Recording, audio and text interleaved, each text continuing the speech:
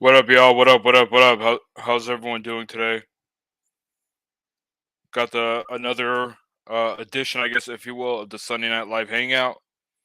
Let's hang out and de-stress after a long week. Uh, Steve commented. It says according to StreamYard, it's at 3:44 p.m. today. He said it's so late. Well, I mean, we go live after Pedro stream, which I'm actually thinking about changing. I don't know.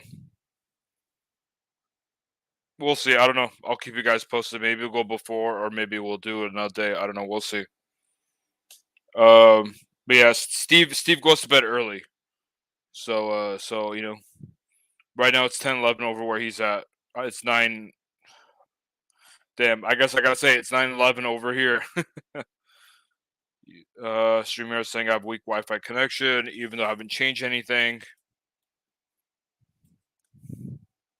All right, seems to be getting better. Let me put the link to the stream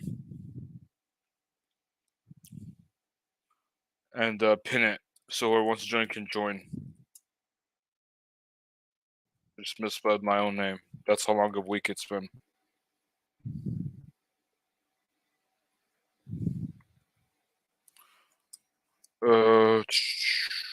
There's a link. Whoops. I meant to say join the stream. There we go. Pin message. All right, boom. The link is pinned to the chat officially. If you guys want to hop on, there's a link. Carlos, give me a thumbs up when you're ready, because I know you just got in here getting set up. I'll go. Take your time. In the meantime, we'll drink some aqua.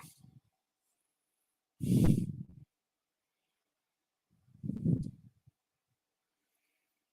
ready, Carlos? Give me a thumbs up if you're ready. Not yet? Okay. I think there's a delay. I can't tell. Okay, never mind. He's not ready.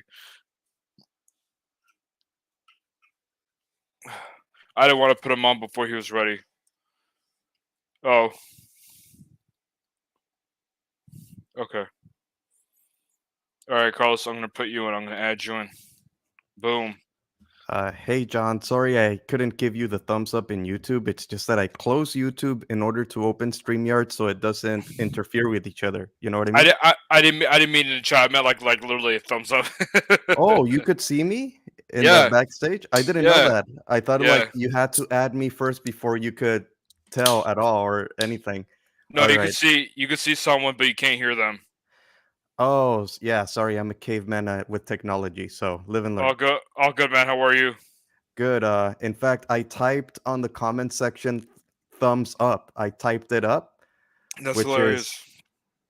Which is such a boomer thing to do, but live and learn. Hello, What up, Bud Soda? What's up?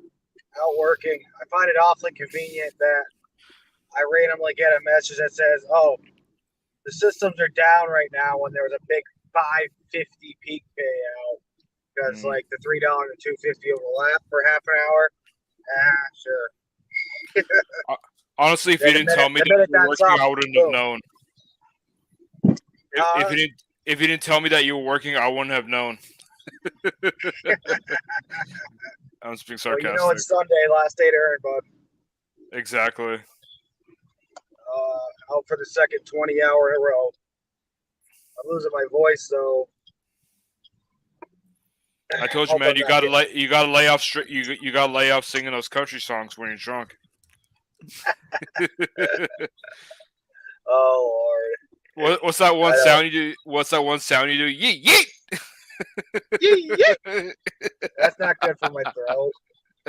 I'm in a good mood. Can you tell? If I let out a good yee yee, it means I'm in a great mood. Exactly. A good yee always puts you in a good mood. What about you, Carlos? How are you? Carlos? Doing well. Also, I also have my own carbonated water straight from Italy. Because I noticed you're drinking bubbly, aren't you? Yeah, it's disgusting, but I drink it. Well, okay, It's an acquired taste. It really is. It sounds stupid, but try the generic Walmart Clear American brand. They're pretty good. That one's good. Yeah, I know which one you mean. I gotta check it out now. Yeah, good luck getting them because they sell out really fast. Is it the Great Value? Is it the Great Value brand? It's literally called Clear American. Oh, Clear American, got it. Such a generic name. Well, I've been trying to raise my on-time rating, and it won't go up. My acceptance rate's skyrocketed.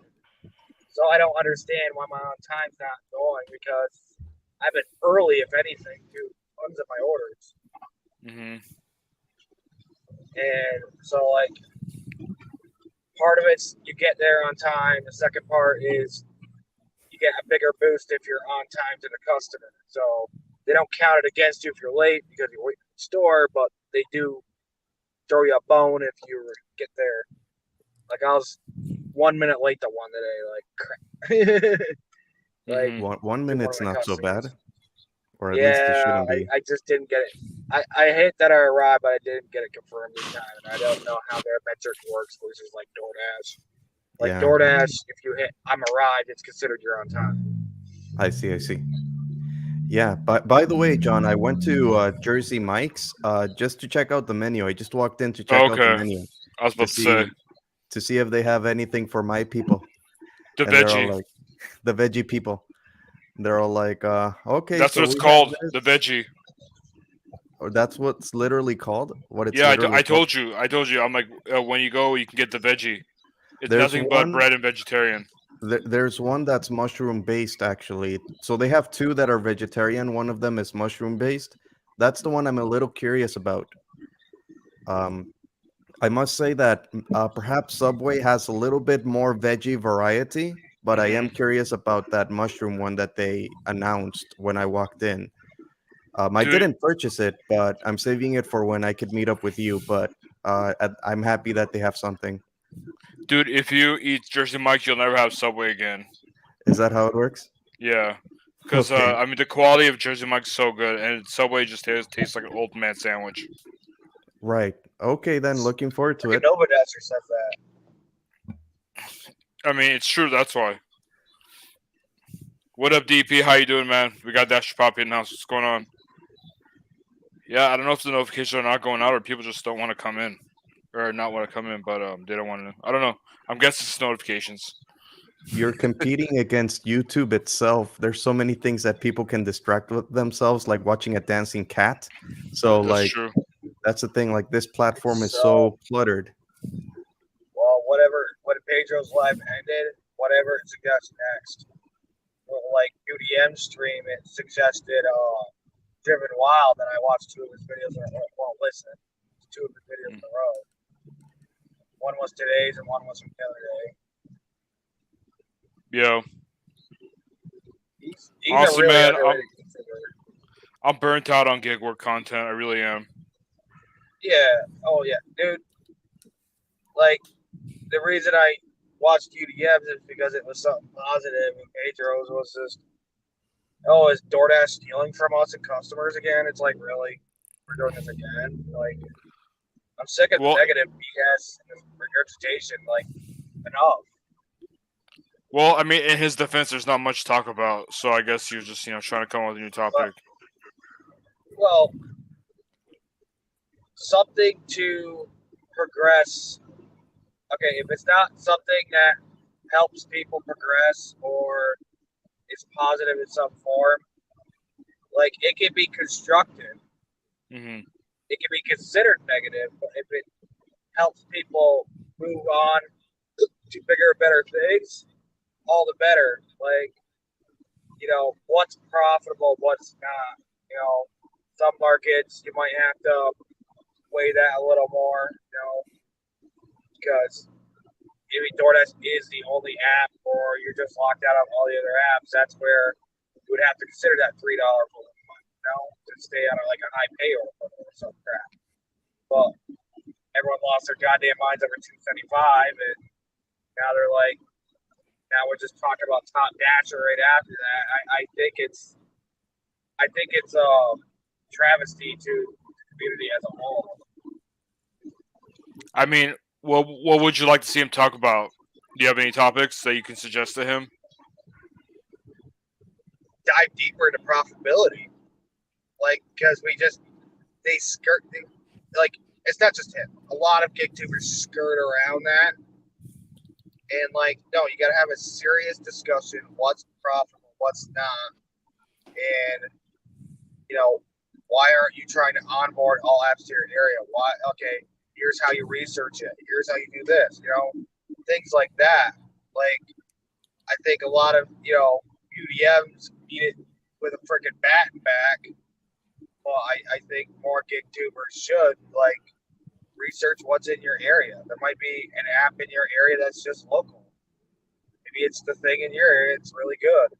Unfortunately, the one that was in my rural area is no good because they make you sign an exclusive contract clause. Like, I don't know how they legally binding that is because you're defined as an independent contractor, but they also want a minimum acceptance rate. So it's like, well, I'm not really independent then.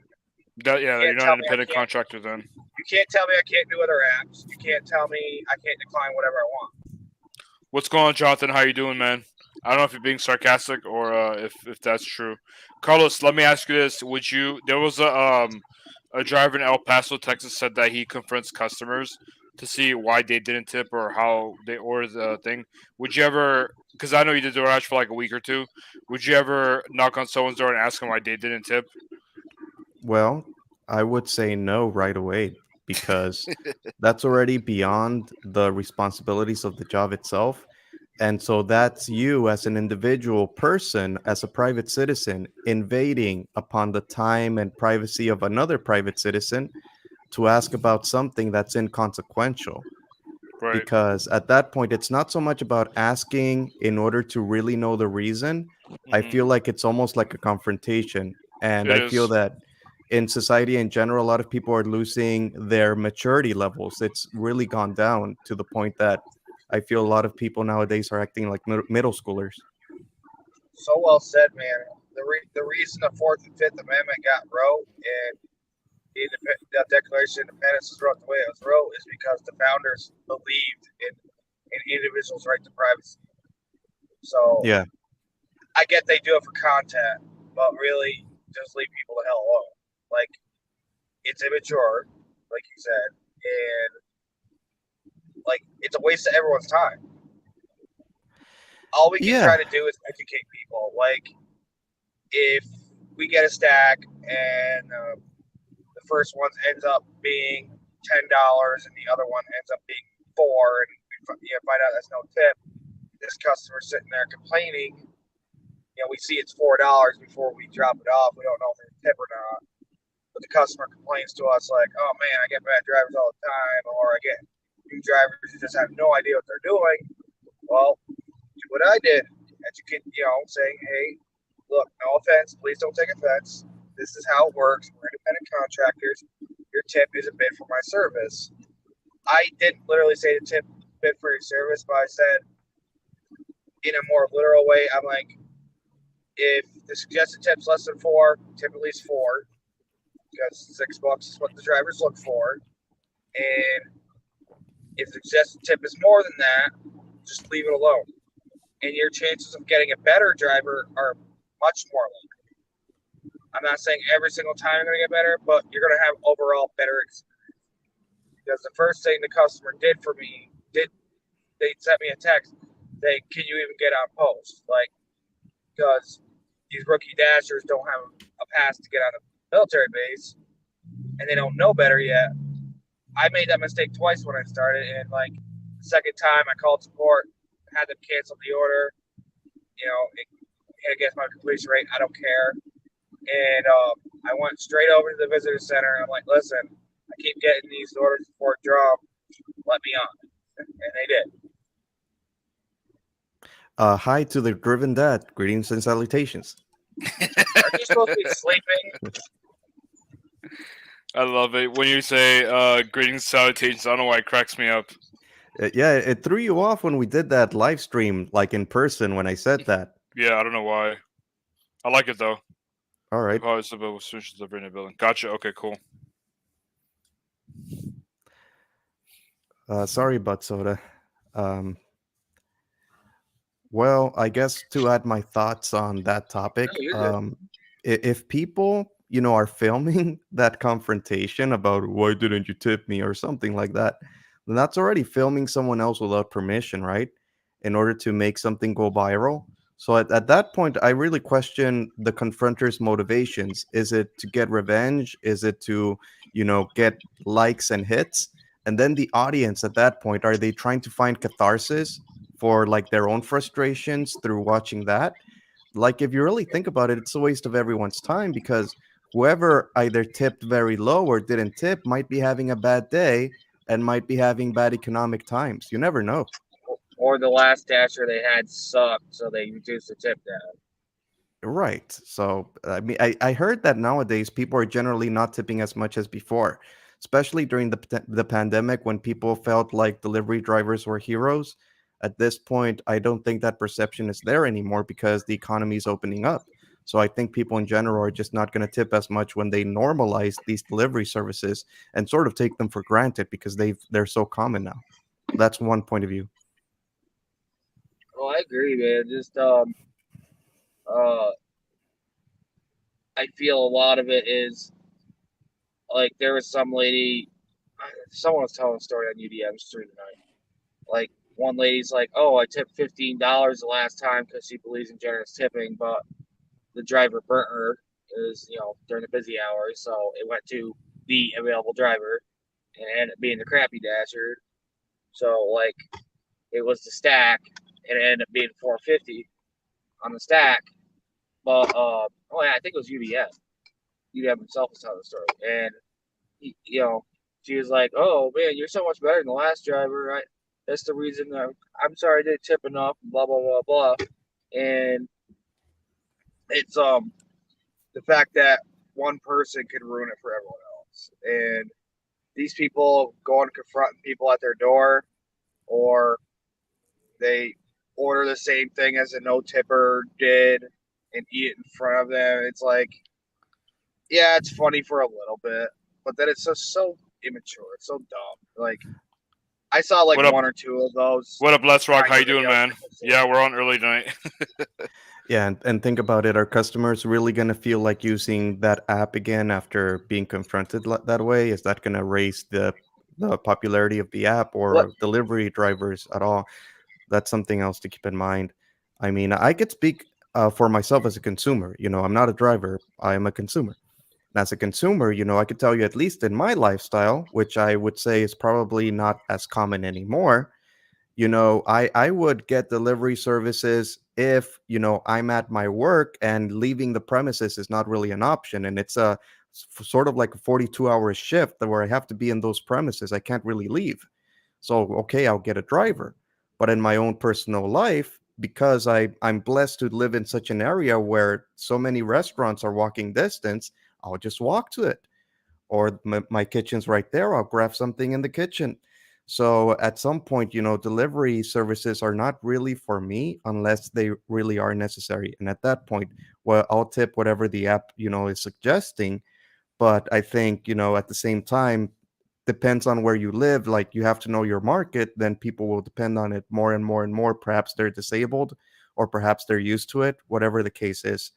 But if they have more encounters like what we have been talking about, then the less they'll feel like they really want to use those services anymore. And that's not good for anyone. At least that's my point of view. Yeah, I get that, but I think we beat this subject to death. So I can't We wait beat till to the beginning death for of like 3 October. years. I do have another topic I want to bring up, John, is if it's okay. Go ahead. Absolutely. Let's move on from gig work. Okay, so at one point you asked me what my biggest challenge is, and I answered you, and I could talk about it again, but I think it's common courtesy to at least ask you too if you'd like to share. What about yourself? So I don't know if that's something you'd be willing to talk about now or maybe in the future. Yeah, we can talk about it now for me. It's just more about, it's more on a personal level.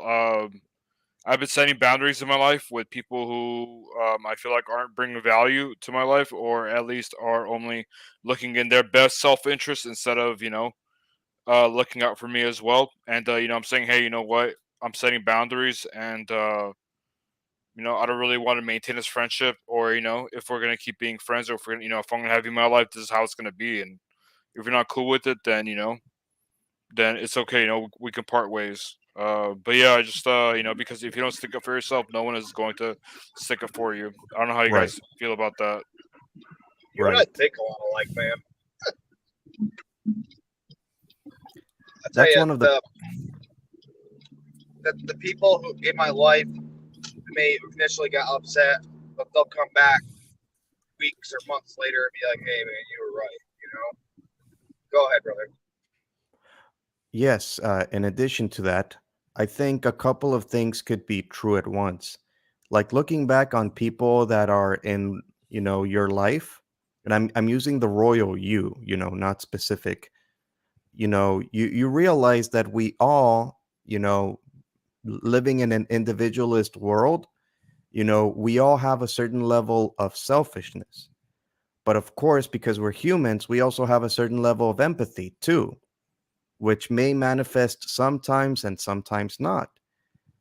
So, with that in mind, I'm totally in favor or agree with setting boundaries for yourself. And that's one of the painful things about maturing. When you realize that you kind of have to do that, even though in the past, didn't feel like it was necessary, right? As much. But the older you get, the more you realize you can't let people just, use you as a doormat. You kind of have to also look after your own best interests to protect yourself. It's like that whole question about the nice guy syndrome, right? Uh, there's a difference between being nice and being kind. You Yeah, could be kind, but also be, to a certain degree, assertive because you're standing up for what's right. But when you're nice, you're being accommodating. Sometimes, it's uncalled for to be accommodating, So what you just mentioned, I think I remember reading something about that in your book.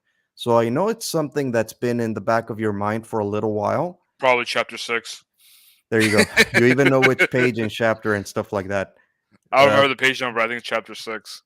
right. And I think intellectually we all recognize that, but experience is what beats it into us.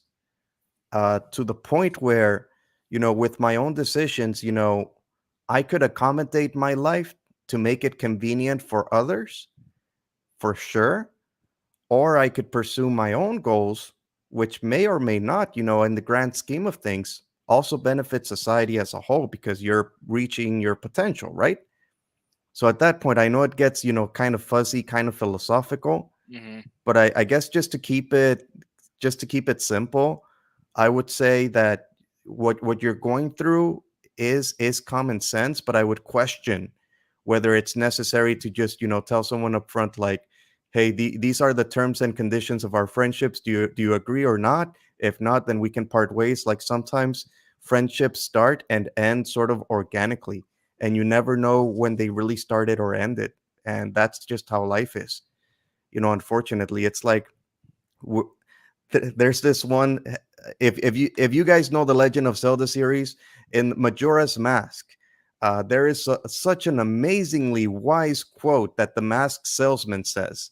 He says, "Every interaction is temporary. Every interaction with every person is temporary, but it's up to us how long it's gonna last. But everything will end. Every single relationship will end, guaranteed.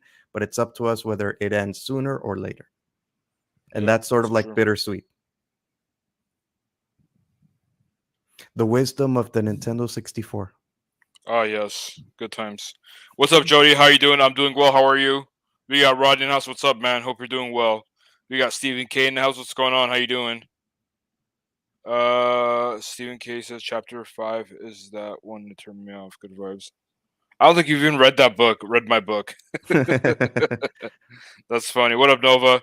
Dude, I don't know what's up with YouTube. It literally didn't notify me or anything. I have to go to your channel to find it live. Yeah, YouTube's like that sometimes. It doesn't send out notifications, but I'm glad you're here. Hope you're doing well too. I wonder if Nova has actually had to work tonight at his job. I don't know if you know the context behind that, Carlos. No. So real quick, basically he has a W-2. So he Mhm. he does DoorDash from like 11 to 7:30 usually, give or take. And then at around 8 p.m. his time, he goes to a W-2, and then basically from like 8 to 4:30 or 8 to 5 a.m. There's I don't know how it is now, but he used to not have to work. He would just sit at desk and like either watch Netflix videos or like chat with us on YouTube. Can I apply to So that job? yeah, exactly right. So now we're joking. We're like, oh, he has to actually work at his job. So yeah, that's the context behind that. There are jobs out there that pay you to exist, literally just exist. Yeah, that's what Nova has. He says I'm clinically depressed. Kind of. Well, I mean, honestly, dude, I tried telling you Redskins suck, but yeah, so do the Commanders. But I could have saved you the money. Big risk here. Wendy's $10 Are you? from out. Is he saying depressed because his team lost, or is he like literally? No, I think it's just because his team lost. But I mean, I already told him that his team sucks. He just didn't believe me until today, I guess. Well, what the thing is like the most cheerful looking, happy people can be like the ones who are actually going through like a lot of emotional trauma. Yeah. Anime wisdom here. The character that smiles the most is the one that went through the most. We need more Reminds people. me of the one going through the most is you played the Final Fantasy series too, bud? I haven't, just very briefly in the PlayStation 1, not enough to really understand Okay, it. you didn't play Final Fantasy X. So Final Fantasy X, The Raiders do basically, suck. it's a pilgrimage to defeat sin, and the final summoning when the summoner calls the final the Aeon the Aeon of the final summoning, the Aeon will kill the summoner. So the summoner has to sacrifice himself for the palm for sin not to come back for a while. Hey, Rodney, don't give him false hope, okay? It's got more than that, but like the whole time the main character Tidus isn't aware of that until very late in the game, and Yuna still smiles and is happy despite all of that and all the tragedy that happens around her. Right, because the happiness comes from a different place, you know? Yeah. And So- sometimes, yeah, go ahead, sorry.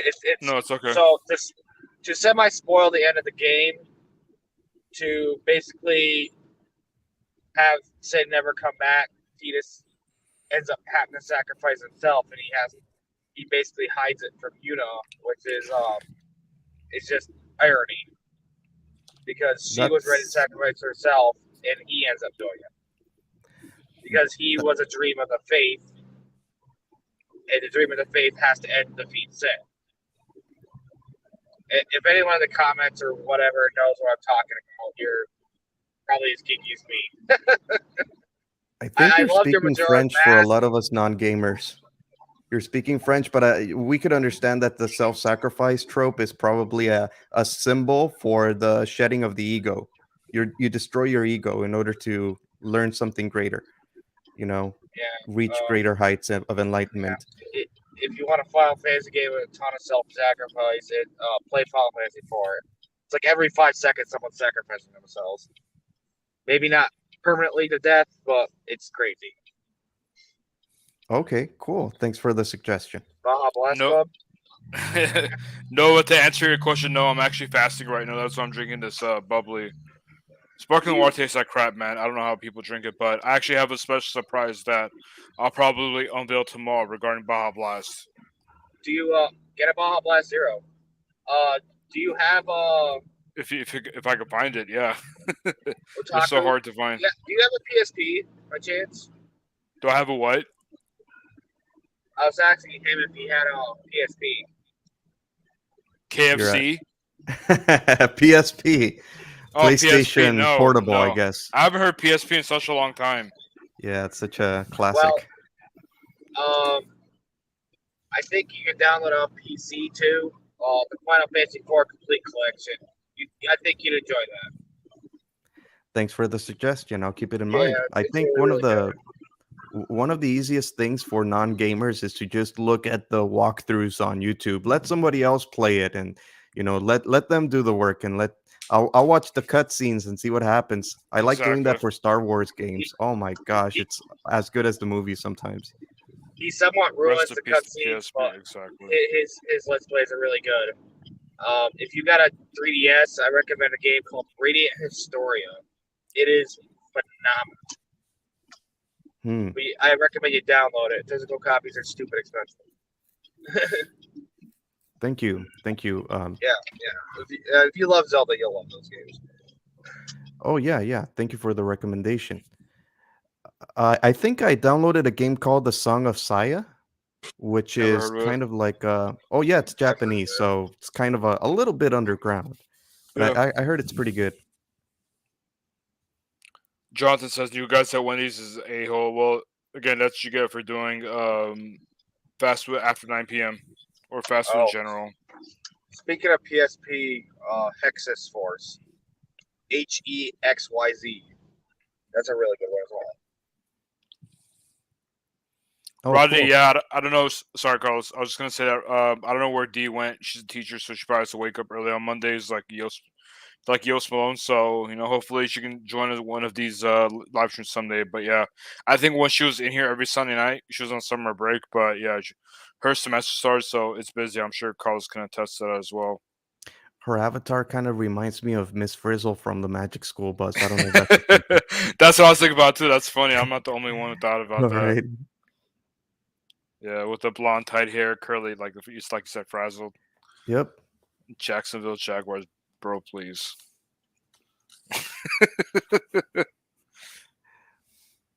Jaguars are trash.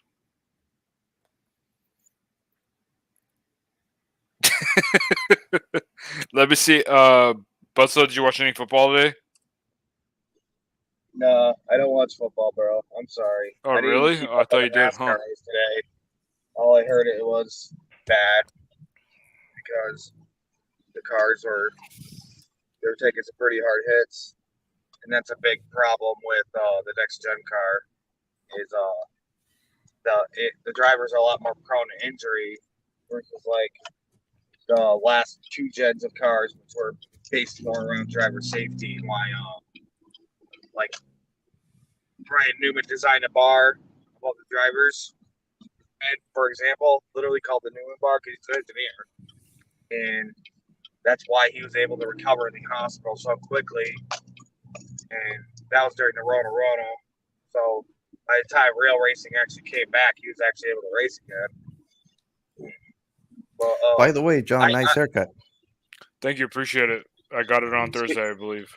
Cool. But the other side of racing, dirt racing, beginning of October, I'm so excited. Get to go to Super Dirt Week. My buddy's going to go to all the preliminary events. So we have a better chance of getting a provisional to get in that big 150 lap. Probably going to be the salute to the troops again. Unless they got a big sponsor that they want to. Because usually the 358 mod race is 358 modified, sorry, is salute to the military, which very proud of. Obviously I served the military, respect them a lot. They're awesome people. Cool. How about this brief topic of conversation, our weight loss journey, right? As for myself, I've been jogging. I've been trying to jog almost every night. I jogged earlier today. I jogged yesterday. I feel like looking for advice is one of the worst things I could do because there's so much contradictory information, right? And some people play favorites with their exercises and diet fads. I'm all like, maybe if I try to follow common sense, maybe that will be enough to take me to some sort of weight loss. And the other day, my mom and someone else said, oh, you lost weight, so I guess whatever I'm doing is kind of working. Mm-hmm. And in addition to jogging, like you, John, a little bit of fasting, a little bit of carbonated water, maybe a little bit more raw vegetables here and there, stuff like that. But sometimes I do catch myself eating a little bit more than I should when I Do you shouldn't. count? Do you track your calories? I'm horrible at math. I don't want to count anything. So I just look at the thing. Does it look healthy or not? Then, then I just eat it. That's my method. It's probably a horrendous method. But how Well, the about thing is that yourself? you could be under eating, Oh, is cause that so? yeah, cause like here I'll show you. Um, you go to Google, you do TDEE calculator. Here, let me do a screen share. And if I could request the audience, if you'd like to comment your thoughts on this topic, I know it's John's channel, but if it's okay, I would like They to want to talk request about football. people's feedback. All right, got it. They're talking football. How do But yeah, if football players lose weight? I don't know. Nova's Hispanic moms will tell you the truth. Next time she'll say "Está gordita." That is true. Yeah, I don't even know if that's correct. I mean, that's how I would say it, but I don't speak, appropriate Spanish. So Gordita is a female yeah, so it would be adjective. So gordito. there you go. You got it. All right, so TDEE calculator, and then let's just make something up. Age 30 years old, male, 30-year-old male. Weight, let's say 250. Basically, over here, just plug in your own numbers. I'm just making something up right now. Gotcha. 5'9". That's good. Let's say light exercise, not hereditary, but body fat. Let's say 25%.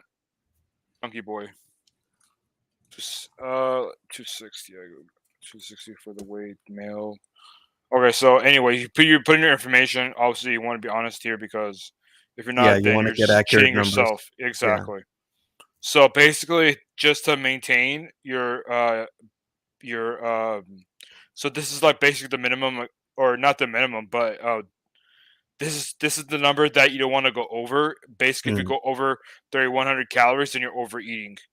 yes. So Yes. if you want to lose weight, then you got to eat like basically 500 calories less. So like let's say if this is your calorie and caloric intake per day, and if you're eating 1,200 or 1,500, then you're under eating by 1,000 Mm, calories. right. Right. So that's why it's super important to because also you have to remember that our bodies can only burn a certain amount of weight or a certain amount of calories and fat per day. They can't burn. I've heard it's 500 They can't really burn more than 500 or 750 calories. Right. So, but yeah, again, it's not medical advice. It's not any doctor advice. So, but yeah, basically that's what a lot of people do, or that's the Right. rule of thumb to use a TDE. Okay. Yeah. Yeah. Thank you very much for that feedback. I'll definitely keep it in mind. I'm not. I'm not doing so good diet wise, to be honest. 'Cause I work so much.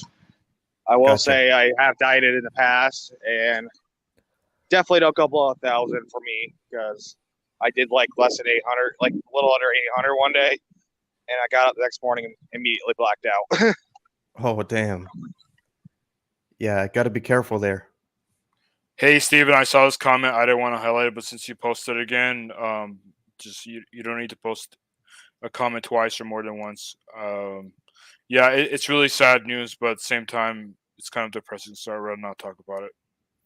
That may sound insensitive, but there's so much negativity news. At least for me, I want to talk about something positive. Gotcha. It's really sad, and my condolences. But at the same time, it's like there's no need to post it more than once. John says I Mr. Beard may got a baby face. Well, I can't grow out a beard. You mean the goatee? So yeah, I have to shave it at some point, right? I can't just keep growing it out. It'll grow back. Yeah. Don't worry. It'll Yes, you grow back in like can. 2 days. Let it grow. I've tried it. It's so patchy. Oh, gotcha. Yeah, I've tried. Just trust me, so many times. Mine is too wicked. It's just not in our genes, blood soda. No, I didn't watch the game, Roddy, but I already know what the teams or what's going on with the Herbert injury and things like that.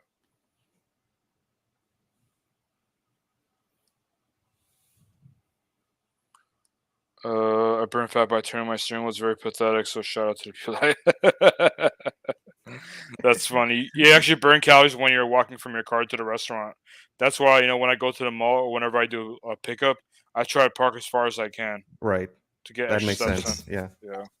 What So, about you, Carlos? What do you do to stay fit? I say if traffic isn't terrible, something I like doing is walking back and forth between the restaurants versus getting in my car and going to the other side of the plaza. Sorry, what does traffic have to do with walking? No, instead of driving the car, I walk. Like, Okay, gotcha. Okay. yeah, so like the way back is on one side and then Dairy Queen sits back. I like to just walk between, weather permitting. If it's too hot, obviously milkshakes and ice cream ain't gonna last in the heat.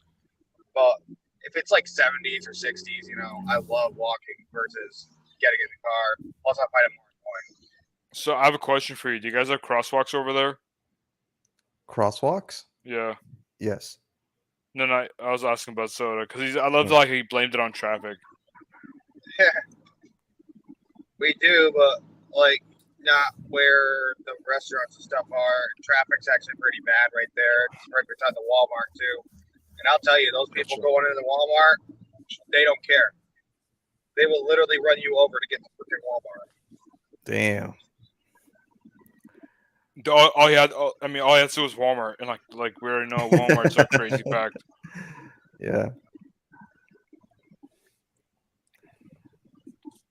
I wonder if the stereotypical Walmart shopper stereotype is real, like across the country. Nova, stop being so lazy, man. He says I park at the top of the driveway so I get a small walk to and from the car. Well, first of all, you don't want to park on someone's driveway because some people are really anal about that. They'll come out and they might even shoot you. Some people are crazy about Damn. Yeah, some people really don't want you parking on their driveway, That's so their be careful private with that. property, yeah. Yeah. I kind of It's don't have true. a choice lots of times. Either A, I'm delivering groceries, or B, their driveway goes way down in because it's a country. Yeah, that's different. If they have like a 2-mile driveway, then yeah, it's different. But yeah. But yeah, that's why I like doing food delivery because I get a lot of my steps in. I Gotcha. can't do an office job. I can't do a desk job. Yeah. Got a point there. Steven says downtown crosswalks, you better not cross. Yeah, you gotta be careful with those. Hey, what's going on, Kick Wise? How you doing, brother? Hey, my fellow hookers. Damn, why'd you call us hookers? That's so random. I always park and drive when I have a problem. Yeah, I mean it's rare, but there are some people that are crazy about it. There are crazy people out there, right? Just YouTube it. If it's a busy road, I'm parking in the driveway. If not, I'll try not to. Yeah.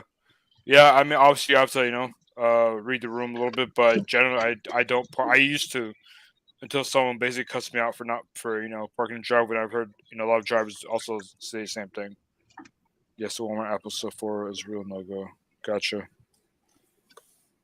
Yes, Carlos, have you been able to watch This Fool? Watch what? This Fool on Hulu. This Fool? Yeah. Oh yeah, you recommended it to me once. Yeah, Let me sure type did. it up so I don't forget. Oh, This Fool on Hulu. Yeah, it's about the Hispanic family, right? Let me look it up. See what's about. Oh wow, they look like the little homie figures. Have you ever seen those little homie figurines? Like they sell for Yeah. like quarters. So it's like the stereotypical Hispanic person, right? Like they have like all sorts of shapes and sizes. Like that's how these characters look like. And I have a feeling that my employer was watching something like this before. But yeah, thanks for the suggestion. I haven't checked it out yet, but I'm going to leave it on my tab in my computer so I can remind myself. It's funny. You'll like it. Thanks. What's up, bud? So, what were you going to say? Oh, I know their advantage of parking further away. Sorry, y'all know what it's a freaking heat. Well, another advantage of parking further away, you're not struggling to find a parking spot. Like I've seen people just ring around 3-4 times trying to find a close parking spot, or they'll park like, when it comes to restaurants, they'll park in front and have to back out. It's like it's easier to be able to just drive through and get out. What's 10 seconds of walking saving 2-3 minutes of backing out and trying to get out. Plus, it's good exercise for your legs because we're driving our cars all day. Like sometimes I feel like my leg hurt from driving all day, so that walk definitely helps with your muscles. Let's So, Rock says I'll these make two park on driveways if there's no space on street or if it's long or half circle. I guess that makes sense.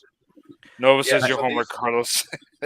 Your homework, Carl. Hey, your homework too. You haven't watched my suggestion, so Exactly. back to you. So I don't have time for that. So these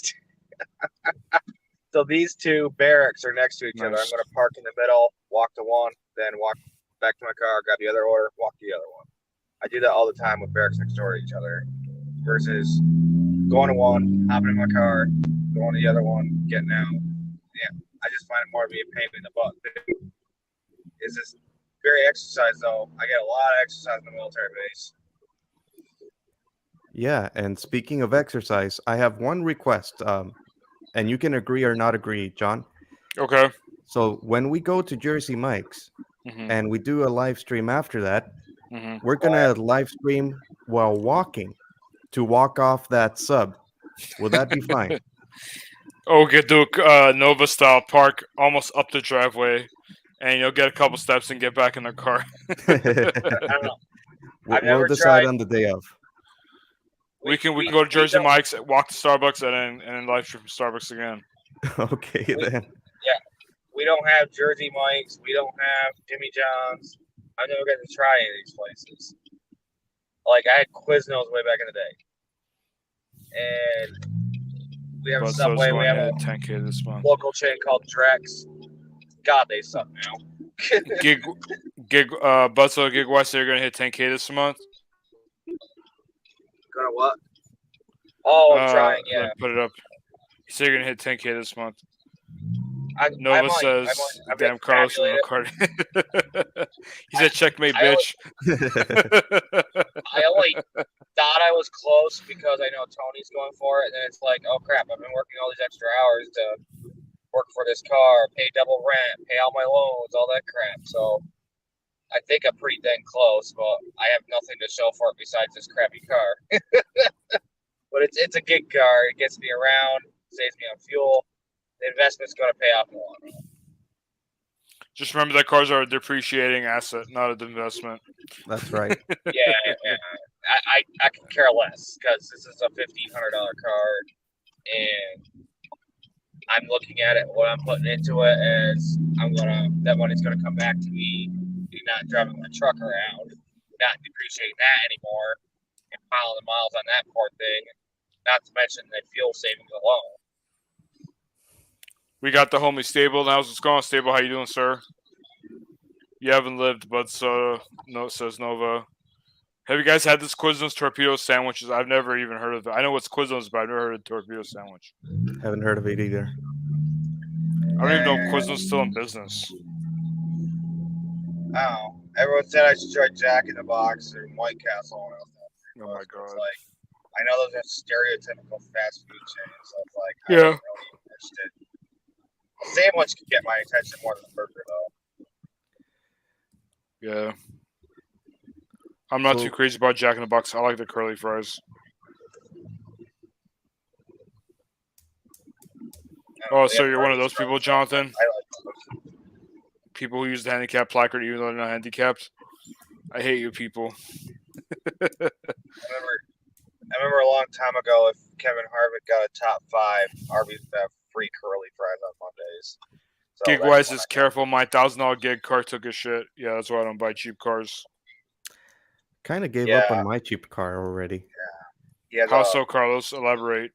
Well, you know how we went through a heat wave lately? Yes. Thankfully, quit it's on you? kind of going down, right? Like it's not as bad as before, right? But I mean, my air conditioning system just gave up, and it turns out that the part needs to be replaced. It would be like an $800 repair. What Which- the hell? Yeah, in order to fix it. I Probably guess more than what the car's worth. probably at this point. And I'm thinking, well, yeah, I guess I could afford it. But if I'm going to leave the country and not take my car with me, which is what I plan to do, because that car's just giving up. That car's at the end of its road. pun intended. But I just want it to last as long as I'm still here, and I'm just gonna, I don't know, sell it or whatever. So I'm not really too concerned about its maintenance anymore. I did its last oil replacement not too long ago, motor oil thing, and that's it. I think once I'm out there, I'm gonna try to rely on public transportation at first, at least, and see how that works. So I am gonna have to get my steps in, no matter what. That is true. Used car parts are king. Like, you'll either get one that just got replaced and the car got scrapped, like year before or something. People waste money on very frivolous things. And, Yeah, in my case, I do want my AC to work because I carry around groceries all day for a living. So, gotcha. I do want my car to be chilled. I think it just needs a AC recharge. If it needs a compressor, I'm buying used. Hey, All right. But Soda, where are you located? I'm sorry. yeah, Stable's asking where you're located, Bud Soda. Fort Drum / Watertown, New York. Is that near Long Island? No, that's near the St. Lawrence River in Lake Ontario. And we gotta name the major bodies of water. Like Ontario, Canada? Yeah. Wow. 1,000-ounce bridge. I'm not very far away from that. Look it up. It's a huge bridge with a huge uphill. If you're driving a Dodge Viper, you won't be able to see in front of you. Kind of bridge. Gigwise wants to stay live for at least another 30 minutes. That's funny. I'm glad we can accompany you on your trip tonight, Gigwise. Jonathan Case says Gigwise and our buddy both bought beaters like that, and both are broken down. Yeah, I mean, you definitely take a crapshoot with those cars. Yeah. Gigwise says, Carlos, don't listen to him. Replace your high and low Schrader valve. I'll never buy a Nissan Versa. Ever. And his is like not even the common problem with those. It's it just went into a limp mode, and it's probably ECM or PCM related to computer. So that's just, you ain't getting none of that these days because they're short on chips. So I don't know why they aren't harvesting, like, scrappers do catalytic converters and those kind of parts, the valuable stuff. Yeah. And, like, why aren't they doing that with ECM to get some of the chips? Because some of the older gen ones are still used, and then if it's a wrecked car, it's newer gen, like 2018 up. Those are the current tech they're using. So, like, why aren't we salvaging these things? Have this artificial shortage. Sorry, but Soda, just to address Nova's comment, if it's okay. Oh, sorry. That's fine, no problem. Well, Nova, there's been other people who said, "Oh yeah, it's kind of like selfish of me. I kind of want you to stay, but I would cheer you on if you do go." And I think I've gotten a similar message, from other people too. So I would imagine, at the same time, if I do go, people would at the same time kind of cheer me on, and still, like, a part of me really wants to stay close to the border, like Mexicali, which is like 4 hours away from where I live, 4 hours away from California. Like, have like a lot of you guys as guests if you guys decide to visit. But a part of me wants to go to the middle, Guadalajara, which you've probably heard about, which is in and of itself like, sort of like a relic of humanity because of its architectural beauty. So it would be another great place if my friends wanted to visit and I could host them and stuff like that. So I think it's opening doors at the same time. It's something exciting. And keep in mind, the internet is international. Like, it'd be one thing if the internet only existed in the United States, right? Right. It's not like North Korea where they only have like their own national internet and that's it. But if I could ask Batsoda a question, so if you're in the New York area, do people speak like the way that we perceive New Yorkers to speak in Hollywood films? Like, do they have like a New York accent? I don't know if I'm really imitating them right or not. Are they kind of louder than usual, or is that just a stereotype?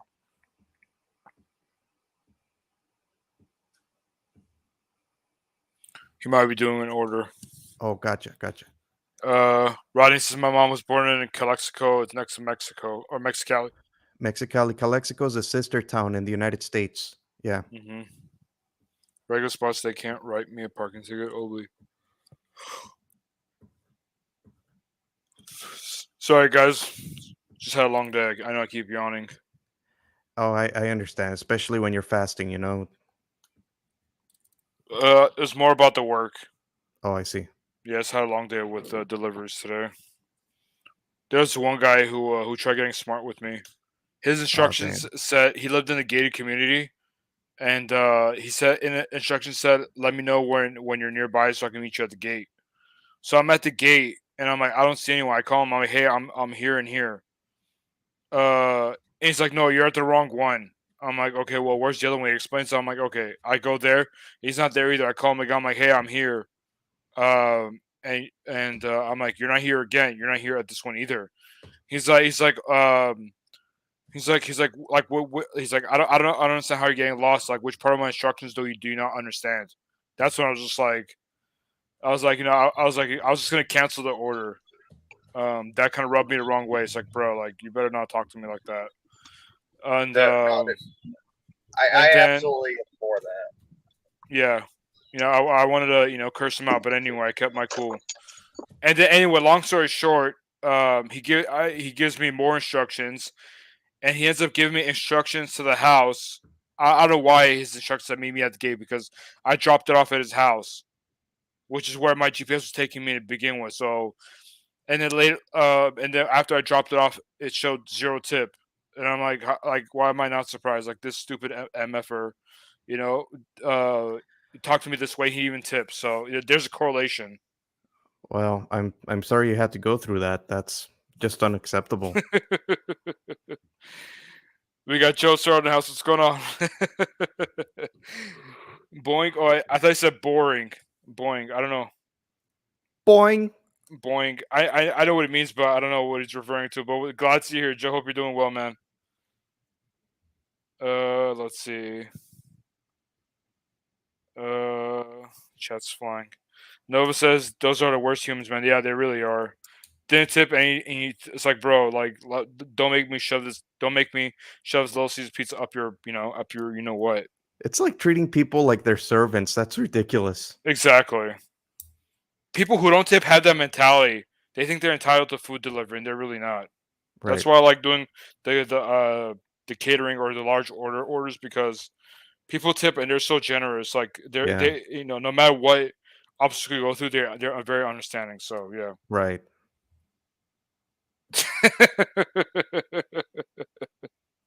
You're something else, Joe. That's funny. Expect something for now. Oh, expect nothing. Yeah. Yeah. I mean, the orders you take definitely affect your rating, the type of experience you have with your deliveries. That's why we always tell people not to take $3 or $4 orders because that you're gonna have a really crappy experience. Hey Joe, if you want to hop on, I know we're not talking about Lakers right now, but if you want to hop on, you're welcome. The live stream's open to everyone. It's pinned to the chat. Everyone's welcome to hop on stream. We're just hanging out tonight. Looks like the Brady Bunch kind of like arrangement, the way that the camera puts us, Not yet. We need a couple more people. All right. So what are you gonna get, Carlos, from Jersey Mike's when we do go? I'm already hungry just talking about it. That's true. That's fine. I want to try it. Oh, stop. We're gonna have Joe on in 10 minutes. Nice. I want to see what he's gonna say unfiltered. we might get kicked off of YouTube tonight. That's all I'm gonna say. Oh darn. Well, on Like- my end, I might like stay on Nova's for. stream. I might stay on for like 10 or 15 minutes on my end too. No worries. But yeah, when I went to Jersey Mike's just to check the menu, I was so tempted to just buy something right then and there. Like, Yeah. just looking at this makes me hungry. Let me walk out. Yeah, their food's really good. I like their food. Right on. It's so fresh. Right when I said we're gonna get canceled, like Nova's channel or his stream, he's like, play WWE clips. You know what? I want to play one, but I already know I'm gonna get a copyright claim. Nova, if you give me a good one, I might play it. I might risk it for the biscuit for just one clip.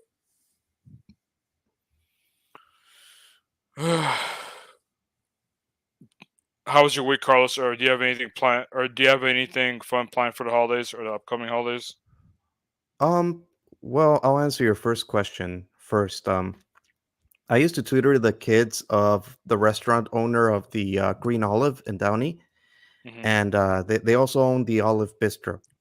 And Okay. the lady, the mother, she was kind enough to invite me and my mother for a free dinner Oh wow. out there in the Olive Bistro in Downey, California. And man, like they treated us like royalty. Mm-hmm. Um, and my mom said, "Oh, leave a tip." And I said, "But it's on them. They said that we don't have to pay anything. Like, Still have do to it tip. anyway." And so I tipped, and the food was so good. It's like I'm trying to watch what I eat, right? And then my mom orders dessert, and they Mm-hmm. give her 2 scoops of ice cream. So like I can't finish it. You take the other half. But I went out of my way to not order dessert, but I ate it. It was good, Right. like pistachio ice cream. And I had some black tea with honey. I had some sort of veggie feast, all sorts of hummus, all sorts of grilled vegetables, fried veggies as well, like bread. I don't know. It was a mix of all sorts of Mediterranean stuff, which I'm sure you're familiar with already, right? You already Yeah. know about that stuff. It was great. So I love that. And then like there's this Mexican restaurant right next to it, which is supposed to be plant-based. So that's what I'm into.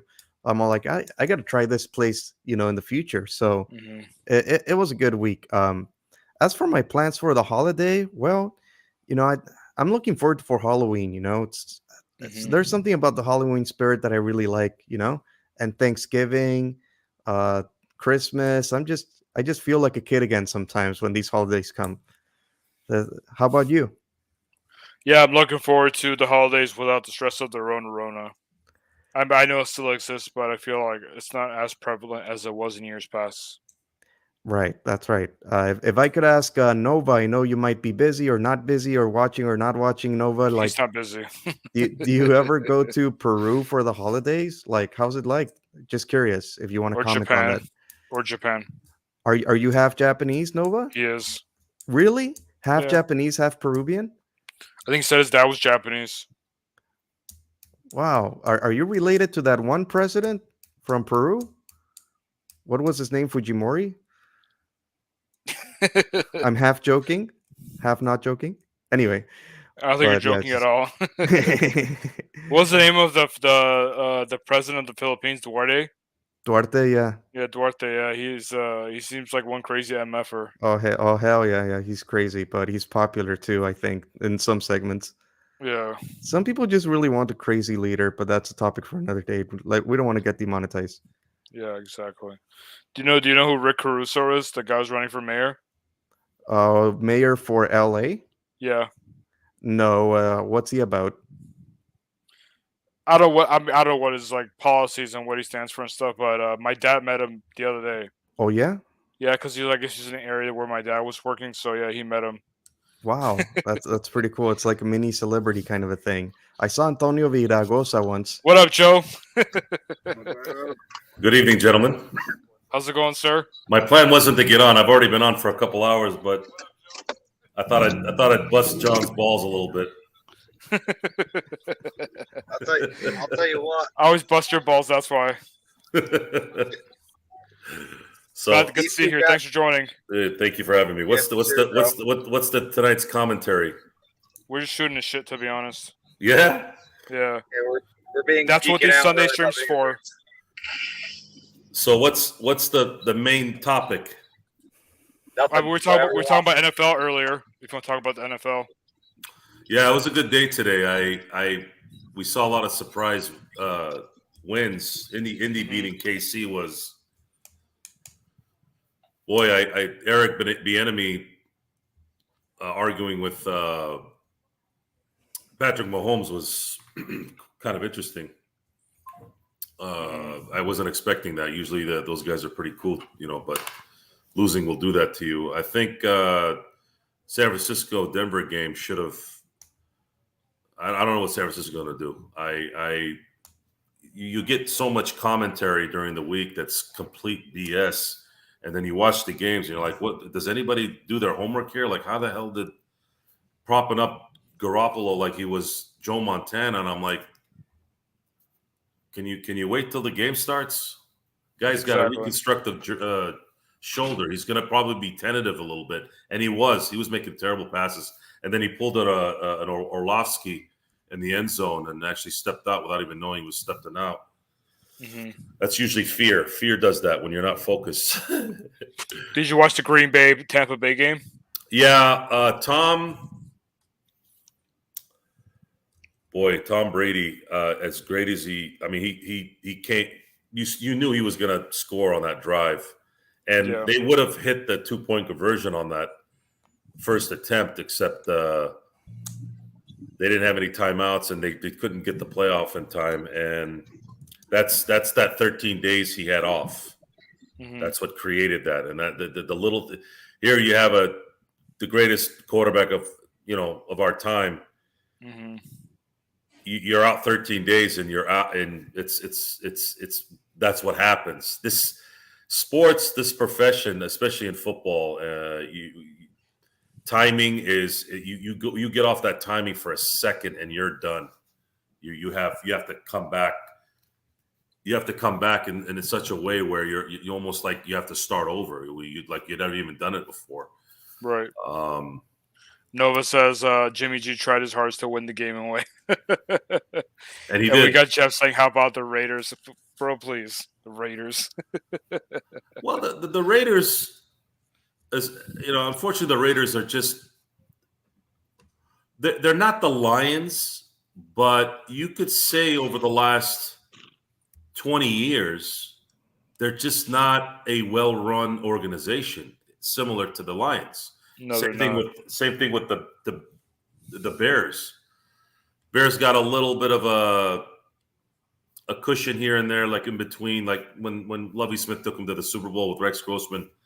They had that little moment there, but they're just not very well run teams. There's no identity on either one of the teams. Derek Carr is a good quarterback. They obviously got him a weapon, but you would probably need, like, if Kyle Shanahan had Derek Carr, he would have probably won a Super Bowl with Derek Carr. Mm-hmm. He was just good enough to where he'd be okay. The problem with the Garoppolo is he was always injured. And when a quarterback always gets injured, after a while, they start to kind of get a little bit more happy feet because now they're worried about injuring again. Mm-hmm. So there's a lot of things. It's football, especially with the rule changes and their preparation rules. You can't have more than these, certain amount of practices. And then during a mini training camp, they don't let you do this. They don't let you. It's like, okay, well, how the hell are these guys going to ever really hone in on their skills before the season starts? They really can't. Yeah. Yeah, I know. Nova Dasher's a Commanders fan. You're a Commanders fan? Nova Dasher. I'm a Dallas fan, and we're not doing too good either. Well, Dallas.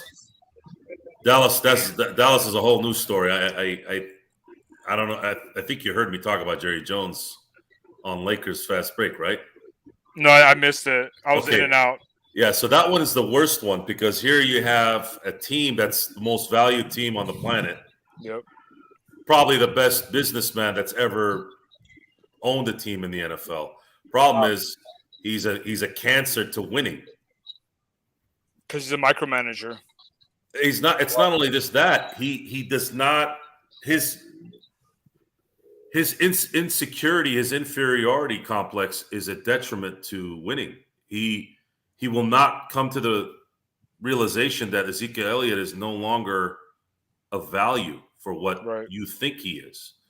But he doesn't want to take that fourth pick and say, no, this thing didn't work out. That was my pick. That was my pick. And we're going to Hey, Jason Garrett's my guy. Jason Garrett's my guy. You know, and if you're going to continue to do mediocre stuff where it matters,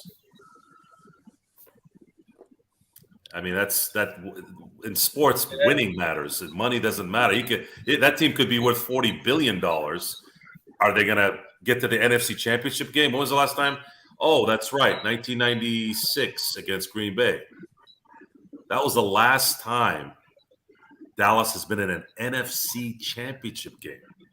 Dallas used to sleep every year in the championship game. That was their home for like 20 years. There was a little gap in the 80s, but 90s, beginning of the 90s, 70s, that was their home. Yep. And they haven't sniffed it in 25 years. That's kind of embarrassing. Since the Troy Aikman, Michael Irvin era. Anyways. Michael Irvin? Michael Irvin and Troy Aikman days since then. Yeah, it was really letting go of Jimmy Johnson the way he did. That probably cost them a 4-peat. Yeah. Which would have been unprecedented. 3-peat would have been, that no one's ever won 3 Super Bowls. There's only been one team that has won 3 titles in a row, and that's Green Bay in the 60s. But they had a legitimate shot at winning 4 in a row. Had they beaten the Niners, I think Jimmy Johnson coaches the 94 team. I think they win that game in the NFC title game. They go on to play the Chargers and beat them. And then they would have gone for a 4th in 96 when they beat the Steelers in the Super Bowl. I have no doubt that if Jimmy Johnson was still there in those years, that they would have 4-peated. But hey, John. Carlos. So I just want to, thank you for having me on. It's been nice speaking to you guys, Bud Soda, Boeing, John, and everyone in the audience. But I'll be on my way. All right, Carlos. Thanks for stopping by. Bye-bye. Did anyone watch the Bills game, speaking of football? Yeah, I saw the Bills game too. Who did they play today? They played Miami. I don't know too much about football, but the Bills, in my opinion, are that team. If you sleep on them, they're going to destroy you. Well, the Bills are the favorite this year to win it all. Mm-hmm. Even Peter King has picked them to win it all, and he's picked the last 4 title winners. The issue with playing Miami during this time of year is it gets very, very, very hot and humid over there. If they had played in Buffalo would have won today. But playing in Miami and still being as close as they were, matter of fact, they just ran out of time. If they had just had maybe 4 or 5 seconds more, they would have spiked the ball and would have been able to kick a 50-yard field goal to win the game.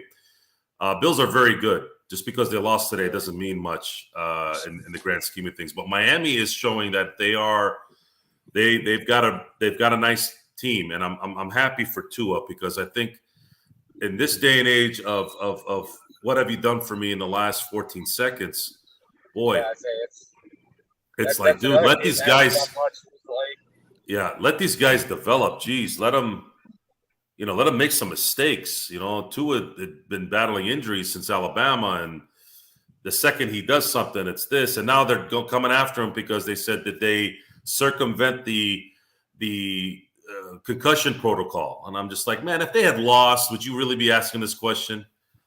I thought if you guys get a chance, if you haven't seen it yet, you guys need to watch the offensive coordinator's reaction when they ran out of time. He was up in the booth. Oh my God. If you thought Tom Brady breaking tablets was funny last week, you got to watch this.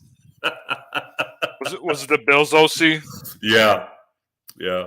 I mean, he straight up, he looked like that guy in the late 90s that busted his monitor, like totally kicking it and punching it from the above camera. I mean, it looked exactly the same.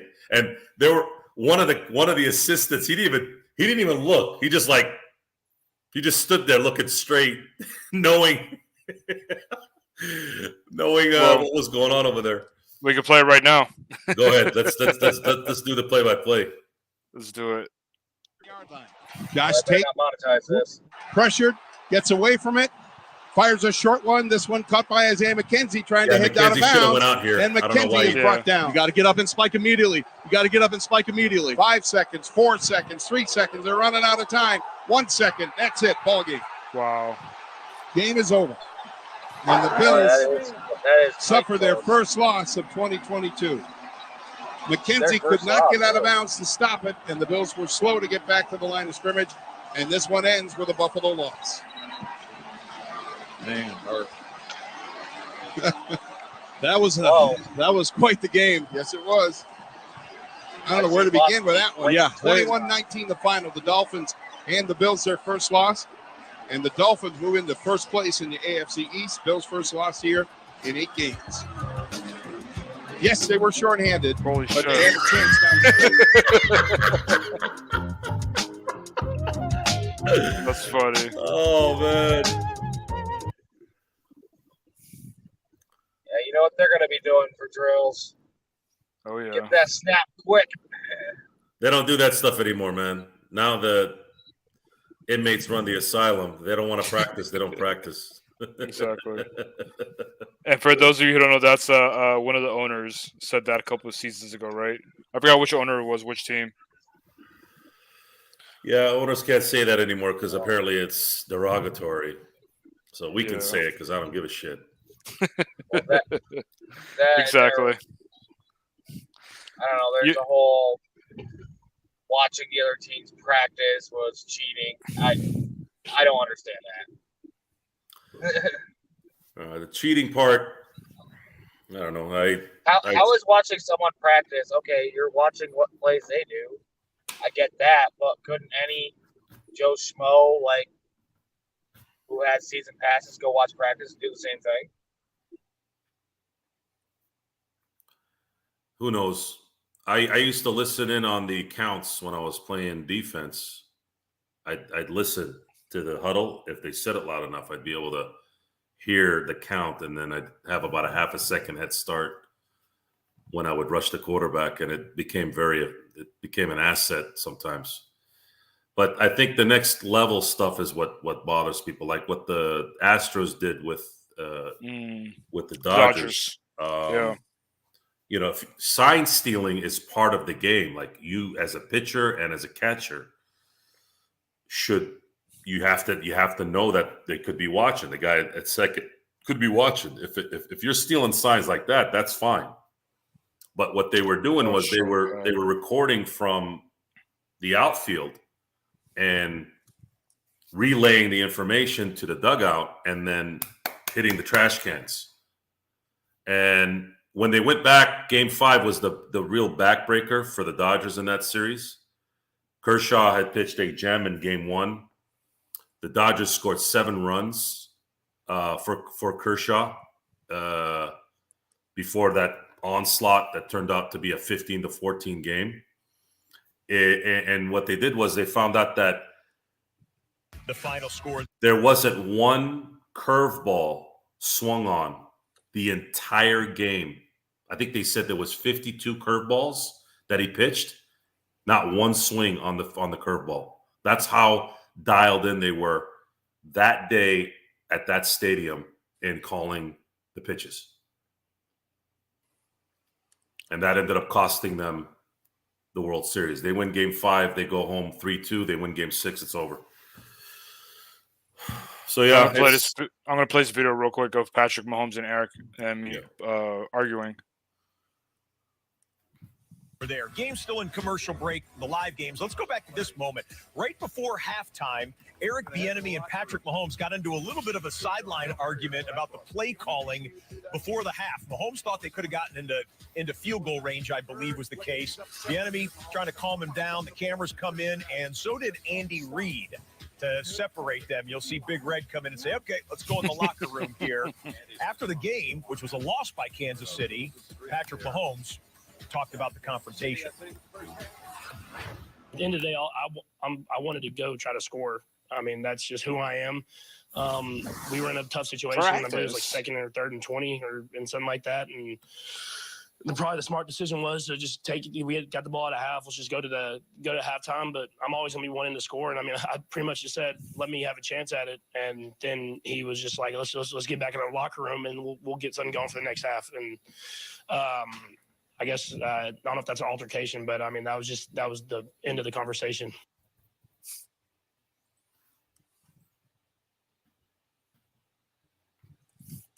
Here's the play. Can't have arguments. You can't have arguments with anybody on your team anymore without an audience. Yeah, that's ridiculous. Patrick Mahomes is a good dude, and so is Eric Bieniemy. This is part of the. Well, I'll start off by saying this. Do not blame that game on the defense, okay? I don't care who you play, whether it's a high school team, college team. The one in New Orleans was better. Much less an NFL even though team. This is the most famous when you one. turn the ball over 5 times, 4 interceptions, Playoffs. 1 for a touchdown, 3 others in field position to set up touchdowns, you ain't going to beat anybody I just talked about. Anybody. All right? And that was a disgraceful performance, in my opinion. We threw that game. We gave it away by doing that. We gave them the friggin' game. In my opinion, that sucked. You can't turn the ball over 5 times like that. Holy crap. I don't know who the hell we think we are when we do something like that. Unbelievable. 5 turnovers. One of them, we've thrown 4 interceptions for touchdowns this year. That might be an NFL record. That's pitiful. I mean, it's absolutely pitiful to perform like that. Pitiful. What's that? Playoffs? Don't talk about playoffs. You kidding me? Playoffs? I just hope we can win a game. Another game. That's funny. The New Orleans one is better. This was back in the early 90s. Was Jim Mora as well? Yes. There you go. Saints rant. There you go, right there. Better quality. What happened was that second game, we got our ass kicked. In the second half, we just got our ass totally kicked. We couldn't do diddly poo offensively. That's where I we got it couldn't make from. a first down. We couldn't run the ball. We didn't try to run the ball. We couldn't complete a pass. We sucked. The second half, we sucked. We couldn't stop the run. Every time they got the ball, they went down and got points. We got our ass totally kicked in the second half. That's what it boiled down to. It was a horse performance in the second half. I'm totally embarrassed and totally ashamed. Coaching did a horrible job. The players did a horrible job. We got our ass kicked in that second half. It sucked. It stunk. That's funny. What's the name of that Cardinals coach? We are who they thought they were. Okay, so Denny Green is as great as Jim Mora, and Jim Mora is known as the number. People think of him when it comes to the rant, but this was by far the greatest breakdown by a coach ever. Why? Because it made 0 sense. It didn't make any sense. He's like, they were who we thought they were, and then he's talking about crowning them and this. I'm like, dude, it's the Bears. What are you talking about? They weren't the 85 Bears either. They were just, you just blew the game. And this essentially ended Matt Leinart's career in the NFL. Yeah. That's what I remember it for. He was so good at USC, but once he came to the NFL, he was a nothing burger. Yeah. 4 picks against Grossman and 2 fumbles. What do you see about the Bears that would shut them down that way? No, we just the Bears are what we thought they were. What we thought they were. We played them in preseason. Who the hell takes a third game in the preseason like it's bull? We played them in the third game. Everybody played 3 quarters. The Bears are who we thought they were. That's why we took the damn field. Now, if you want to crown them, then crown their ass. But they are who we thought they were. And we let them off the hook. Thanks, Coach. Thanks, Coach. God rest his soul. Yeah. It always will be number 1 because it made 0 sense what he was saying. He was so frustrated. He didn't even know what he was saying. Exactly. No one thought anything of the Bears that year. Yeah, they had, come off a Super Bowl loss, but no one. Denny, come on, man. Just just say you blew the lead. That's it. You didn't need to go through all that, but it created also a very funny. You remember those beer commercials? I can't remember if it was Bud Light, where they act like they've been talking to something that actually happened, but they retort. Do you remember those commercials? What year was it? This was like early 2010s. See if you can find it. I think it was Bud Light, and it was like the guys they spliced two things, the real thing, and then those guys answering the questions like virtually, I guess. Those were funny. I gotta find that one actually. Let me see if I can find what it is. Let's see here. Bud Light. I think it's Bud Light. How long are you guys on here usually? Usually about an hour and a half, 2 hours. Yeah, he's on the Hangouts. We just talk about whatever. Bud Light, Danny Green. Commercial. Let's see what this one is.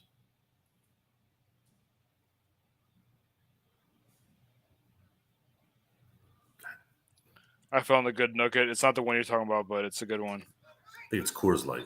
Oh yeah, I found Coors it. Light. Okay, put in Coors Light quote off the hook on end quote. I'm gonna play this one real quick. It's not about Tony. You guys can point the finger at him. You can talk about. This is when they lost the Giants. Yeah. In 07. That it's really unfair. It's really unfair. It's my team. It's my quarterback. It's my quarterback. If you guys do that, man, it's unfair. We lost as a team. We lost as a team, man.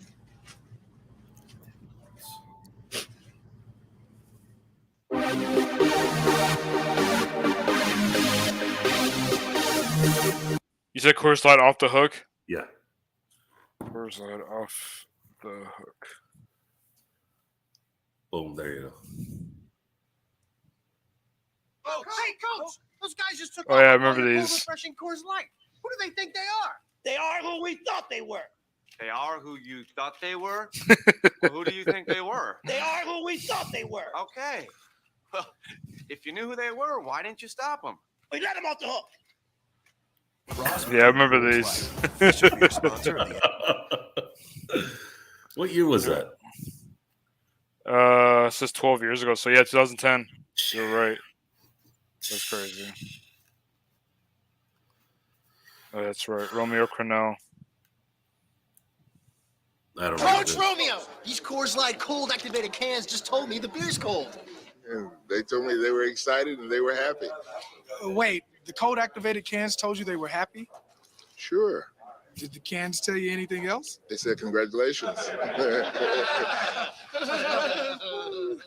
When the mountains turn blue, your beer is cold and ready No, for that's kickoff. not. Yeah. Coach, if all of your cold activated cans can talk, what happens when you open your fridge? Generally, there's hoopla involved. Hoopla? Yeah, it wasn't. That's good. I bet you this one. It's called How to Drink Coors Light. I bet you it's just gonna be him spilling it. No, he's actually drinking it. I actually want to see this. Now this is how you drink Coors Light. It's the nastiest shit I've ever tasted. What the hell? That's stupid.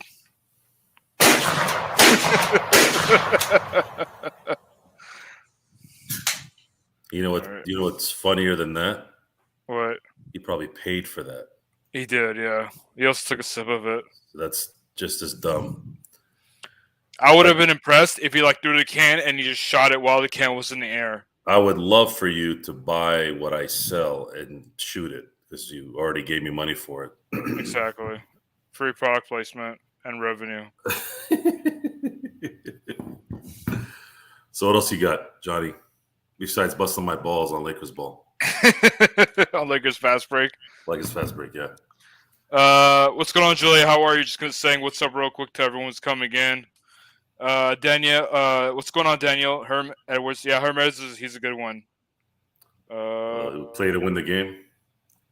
I believe so. He just got fired from Arizona State. Apparently, the boosters or behind-the-scenes people from ASU were trying to collude to get Herm Edwards fired through the players.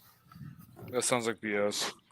Well, Herm is very, very just an eloquent man and very good man, and for some weird reason, he's not good at coaching. At least not being a good head coach, which is kind of surprising. You think someone who's got charisma and good communication skills and things like that, you think that there would be something there, but he just can't seem to do it over there. You know what we need to talk about? The Russell Westbrook trade, because we haven't talked about it yet. I was hoping to escape that. We got a message last week about how somebody's like, dude, enough already. And I saw it, yeah. Yeah, I totally related to it because I'm tired of it. But unfortunately, that's what's going on. We can't avoid it. We have to. It's a big part of the make or break part of this thing. But I'm hoping that we're going to get an idea here in the first few weeks on what direction they're going to go. And one thing that I feel very confident is there will be at least some kind of clear-cut understanding of where everyone's position is. Who's really in charge, who's up to the task to get this thing done the right way. I don't see a trade I don't see like trading Westbrook this season. I mean, what trades out there that they're going to trade 2 picks for? No. I don't know. I think Laker Tom speaks like a fan. He does. He speaks with his heart. He speaks in the particular situation he's in. Again, he's a 76-year-old man hoping to see more winning basketball, not really worrying about what's going on in 2029, which is understandable. My feeling on it is you can't continue to be the bitch.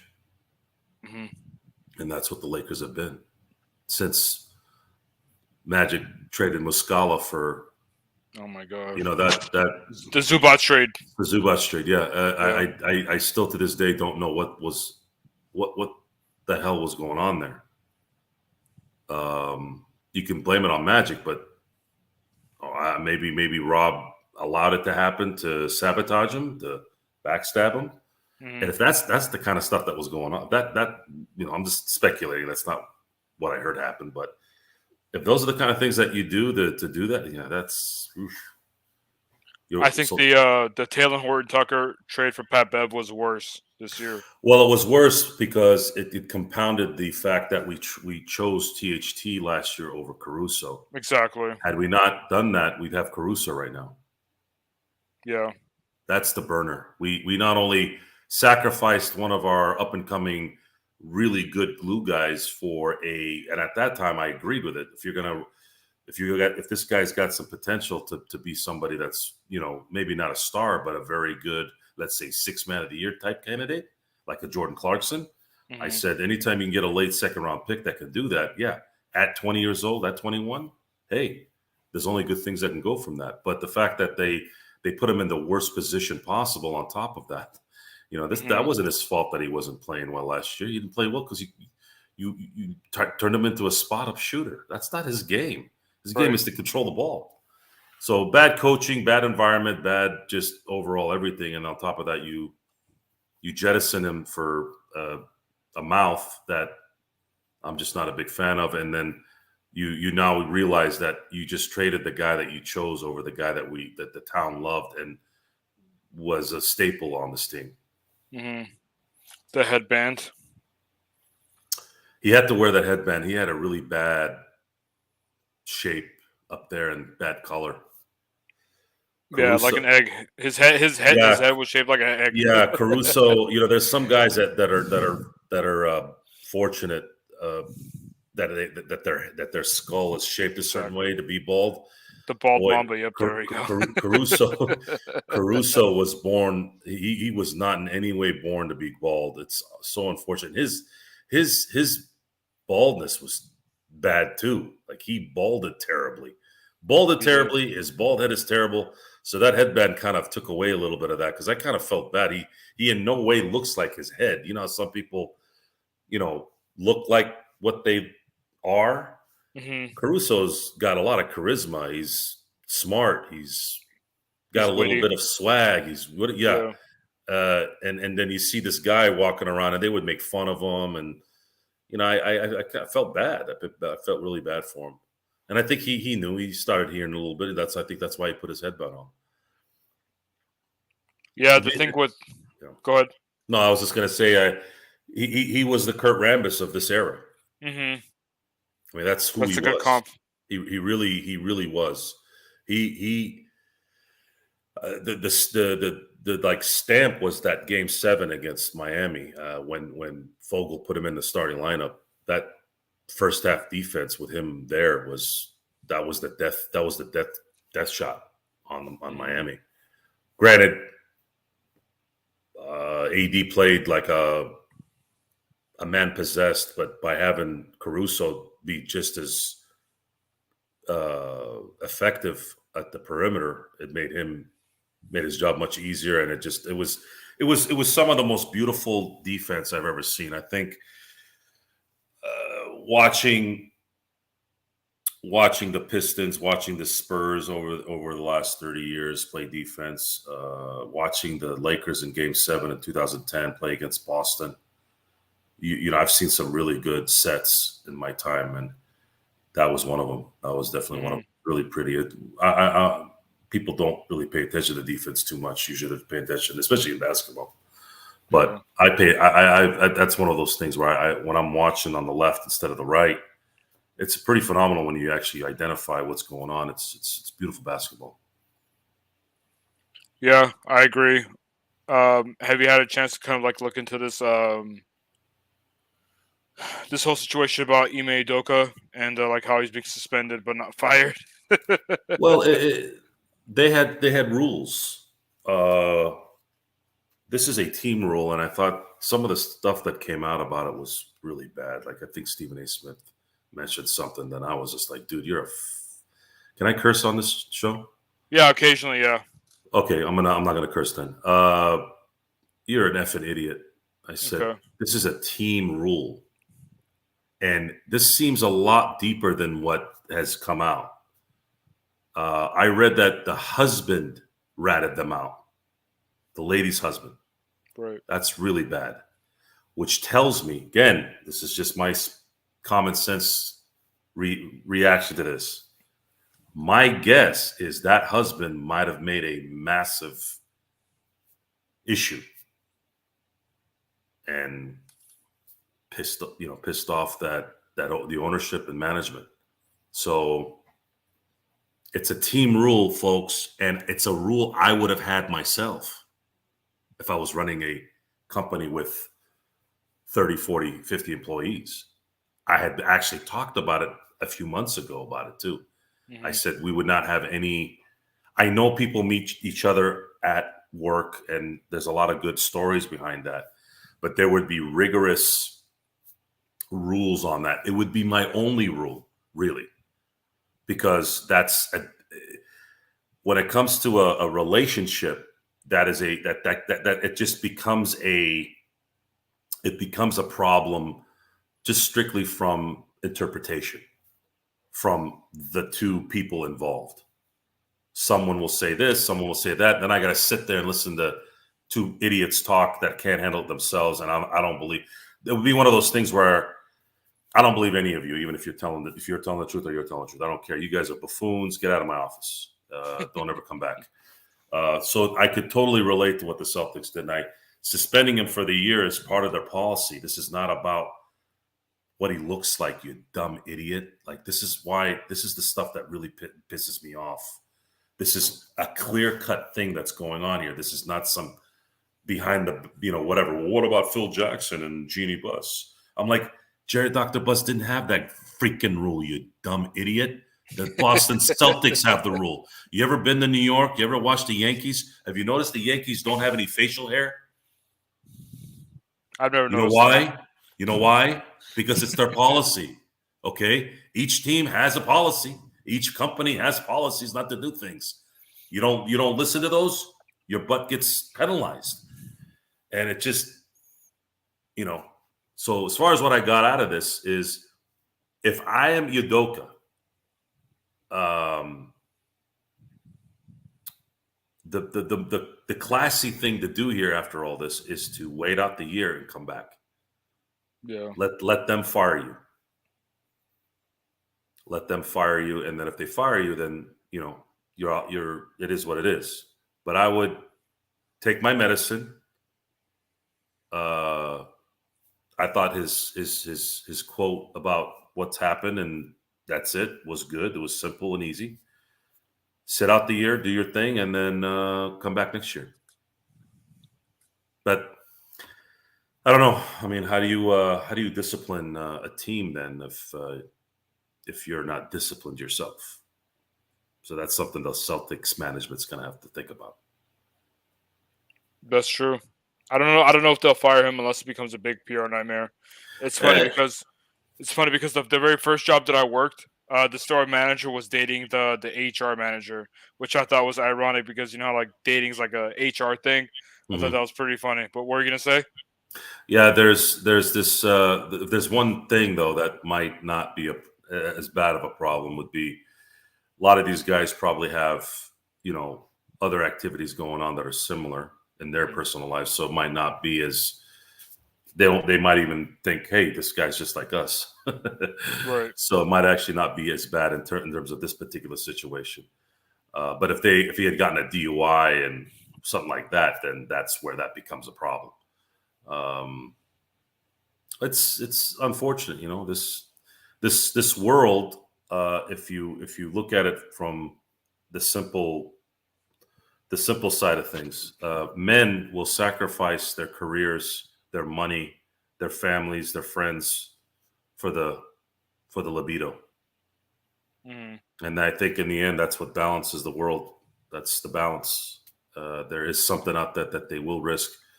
I started saying this about Bill. I used to always use Bill Clinton as the example. I'm sitting here going, Bill Clinton was one of the few presidents of the last 30 years that great example. I think was universally liked. I mean, he was liked by everyone. He was liked by the people in the South. He was liked by rich people, poor people, black people, white people. Didn't matter who it was. And celebrities loved him, and middle class people loved him. And he was actually the last truly smart president. Now, I'm not saying that Obama or any of those guys are dumb. What I mean by smart is he knew the game. He was extremely smart in the political world and actually just knowing numbers and finance and things like that. Like, he was brilliant. But look what he did, man. He would have been the number one president of the 20th century. No doubt. Number one. The whole Monica Lewinsky thing. Even ahead of Ronald Reagan, he would have been number one had he been able to not. He just couldn't feed. He just had to feed the geese,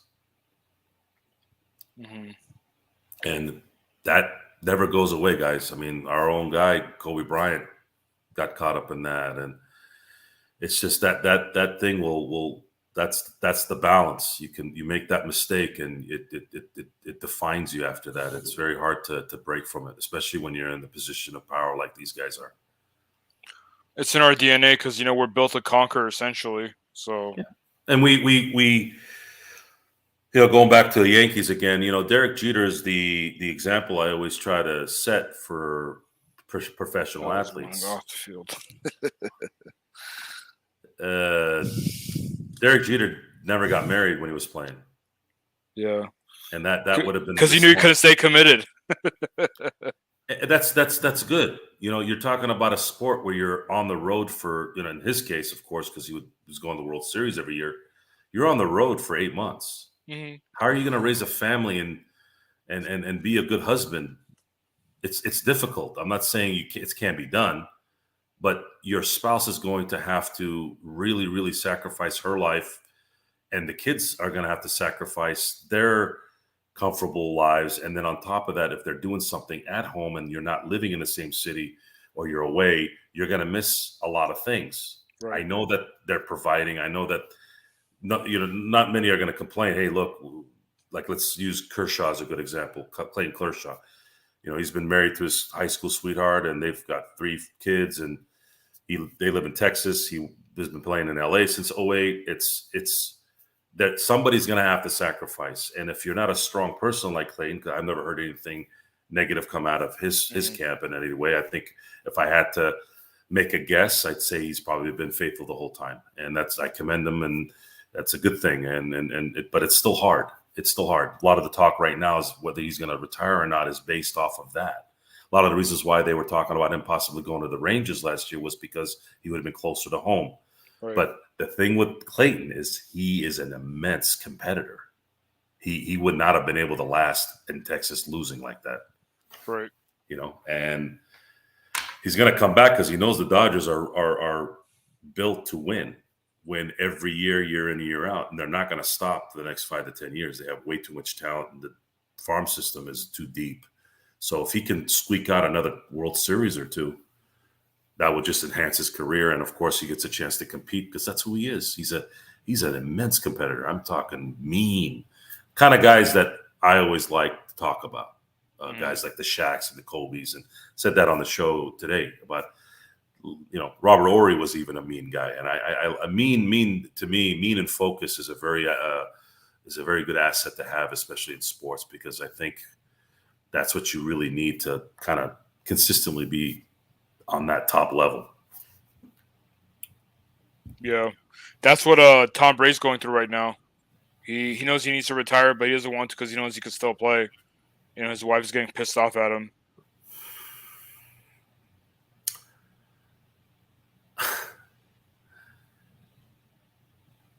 My wife would never make me retire. If I was playing until I was 80.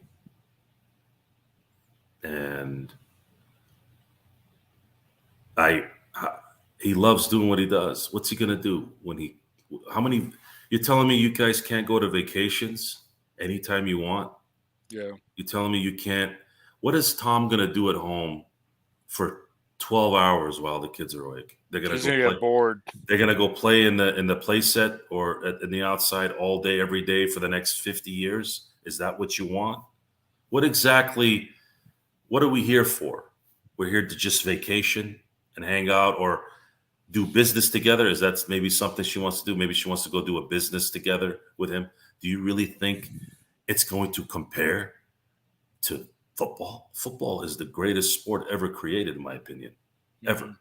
And if you can play at the level that he's playing at, you don't want to stop.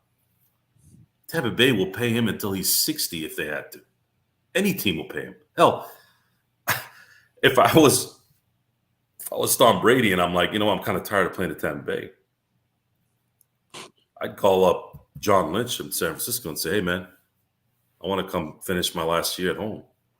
Let me see if I can win you guys a Super Bowl. That's all you guys need right now as a quarterback. I don't know. I think it's sad. I've read some people say, hey, you know what, man, come on. You've been playing 22 years. Your wife's supported you. Now it's time to support her. I'm like, this is not some everyday chick, dude. This is Giselle, $100 million a year model, supermodel. This lady has her own career and her own life. She's dated Leonardo DiCaprio until she turned 25, and then he bounced her. And then it's like, what the hell? Like, it's not like she hasn't lived 10 lifetimes in that time. And you can't quit, you can't retire. Just today, what I was telling you about how he didn't practice for 13 days, and you could see it a lot in the first 2-3 games. They were not clicking because everything here is about timing, and it's a distraction. It's a distraction, and I feel bad for him because he's such a nice guy. He's such a nice guy. I feel bad in the sense of that this is what he likes to do and what he loves to do, and you're basically telling him, well, you need to be around your children more. I'm like, okay. Well, I mean, what does that mean, really? Is he not hanging out with them and from February through August? Nova says Leo said 25 and one day next. I bet you that Sounds pisses, like it. I bet you that pisses Leo off because he's all into that, goody two shoes BS, about the environment and all this. So I bet he gets irritated when he keeps hearing it. Because then you're starting to get into, Hollywood's had this issue with, underage things. Mm-hmm. So that tends to kind of be a little bit of the, you start to kind of maneuver around that kind of stuff, and I could see why you'd be pissed. Yeah, to close things off, the whole Tom Brady and Giselle thing. I think Giselle wants Tom Brady to come look after her kids so she could do her own modeling thing before she gets too old. That's my opinion. What do you think?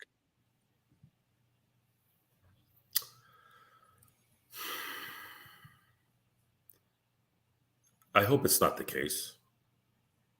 Seems like it. I guess you could say he has shown signs that he is a kind of a her bitch sometimes. Mm-hmm.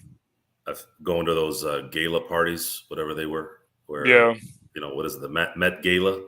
Something like that. Yeah, the formals where they dress up and stuff. They dress up like he dressed up like a maitre d' one time. I'm like, I'm all about the flash. I'm all about making an entrance, but I don't do those parties.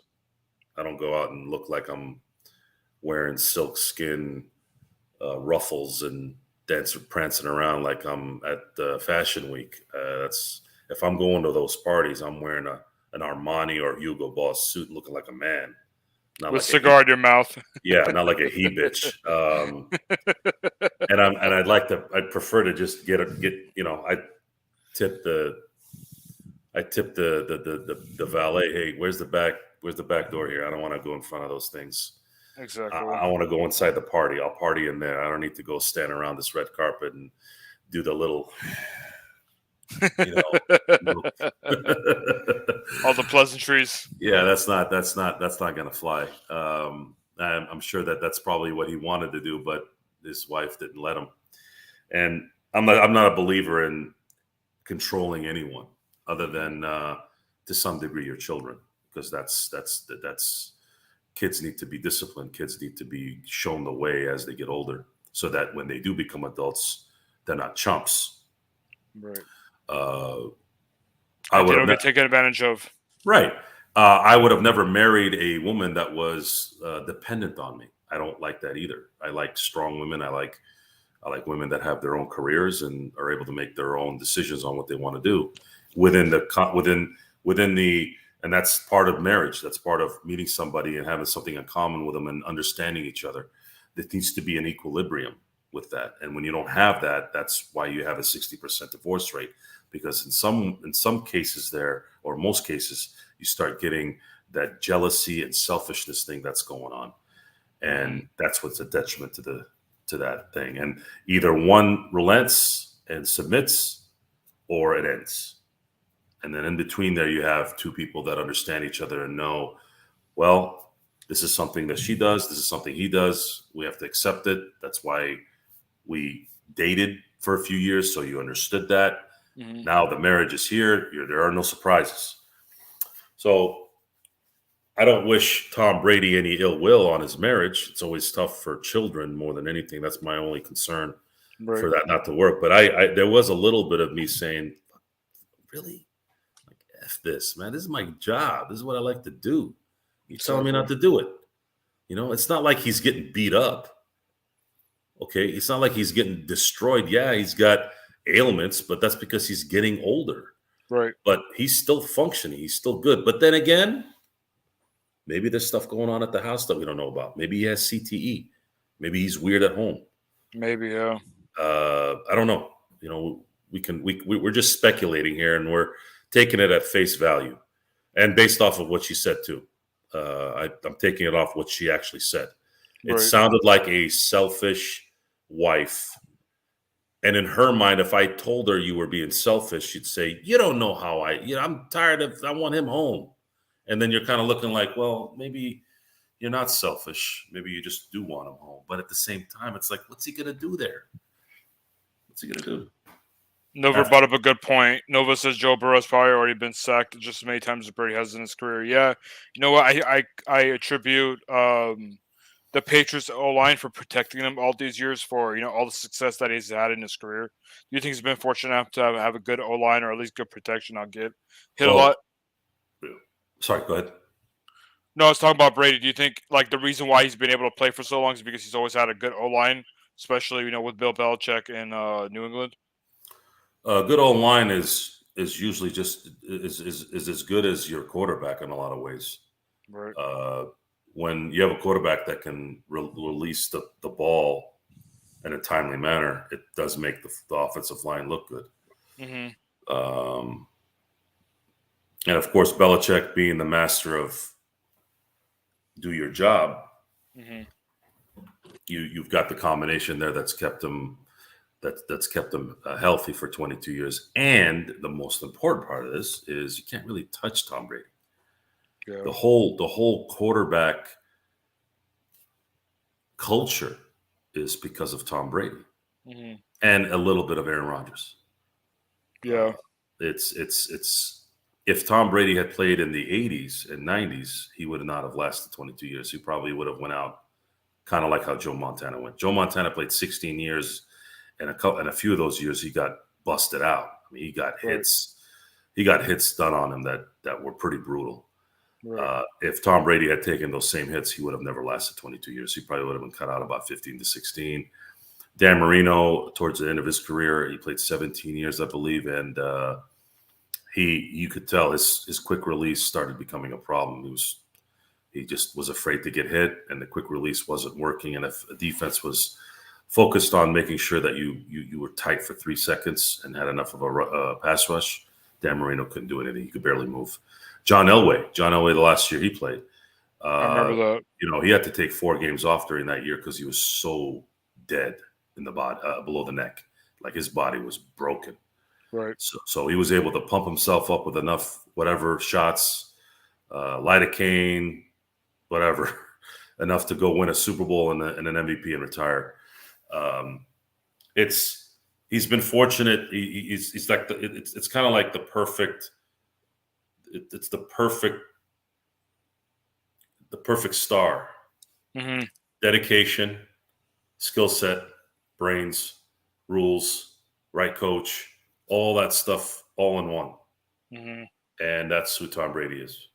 Yeah. And then his arrival to Tampa Bay, it was his reputation that preceded him so much that there wasn't anyone on that team that was ever going to defy anything he said.